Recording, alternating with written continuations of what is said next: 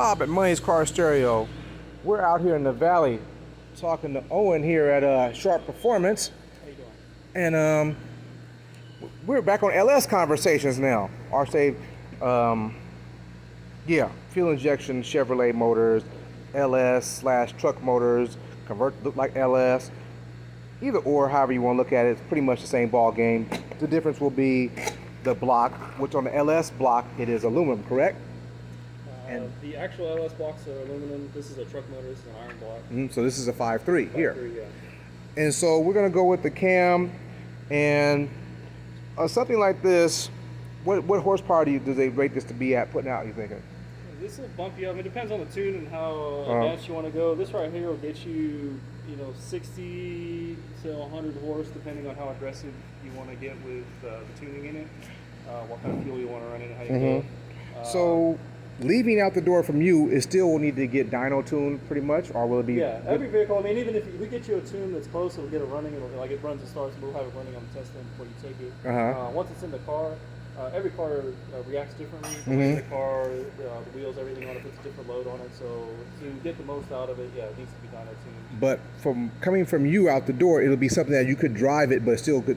Yeah, it'll drive. You just won't get the maximum performance. Out of okay, it. so it'll be a usable scenario until you're ready to take it to the next level, as in fine tuning it.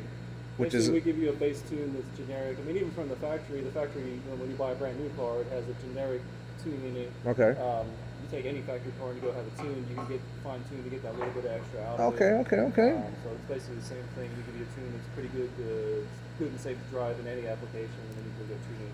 All right. I was looking at some other things you had over here. I saw you have some other little stuff going on over here. You're milling over here. What are we looking at over here, Owen? These are some of the wiring harness adapters we make for going through the firewall. These particular ones are specifically made for the Holley ECUs, aftermarket computers, but we have a lot of people buying just for regular ones too. Basically, you got a clean way of getting. Instead of okay, I see you got the little open and close. So basically, this piece bolts onto the firewall. Yeah. Goes here, you have a hole, so it's big enough to get all the plugs, connectors, relays all through, so you don't take anything apart. And then once it's all in, these two pieces basically bolt onto here. Hey, the wiring harness. Well, that's going to be a Sharpe. Did I pay for one of those? You talked about it. Okay, I need that. We have, this one right here is designed more specifically for your style harness. Okay. Like the stock style. Okay.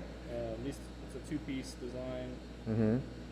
So is this something made specifically by you for the applications that you use? Something that a person can reach out to you and say, hey, Owen, I need this part. Can I get it?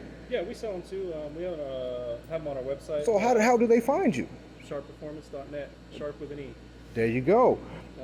And I see some other things on the table here. And this is the rough of this stuff, or is this something else we're looking at here? This is something else we're looking at over here.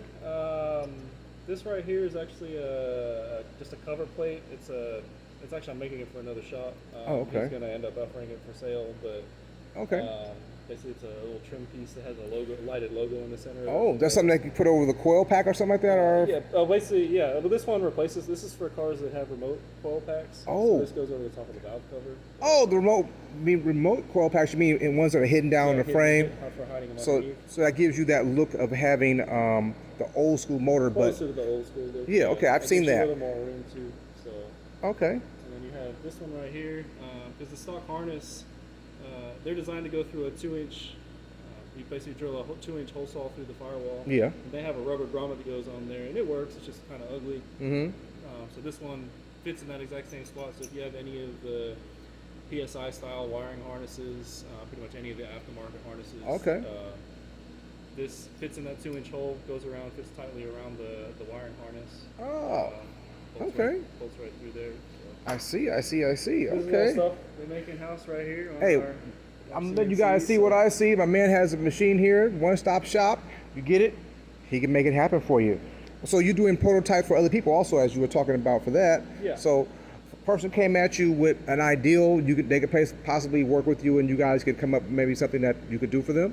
Absolutely. Oh, okay. You see he got the big one? And there was a little one there that we saw. Bringing it over here today. Okay. Moving it over here, but no, that's a parts washer. Okay, that's parts washer. Okay. Yeah. So I was letting you guys see what I see. Rob here, Money's Car Stereo, over at Sharpe Performance out here in the valley. We're talking some LS talk, working on some stuff I was getting done for future products. So I'm just letting you guys see what I see. I see a lot of stuff. Gotta go.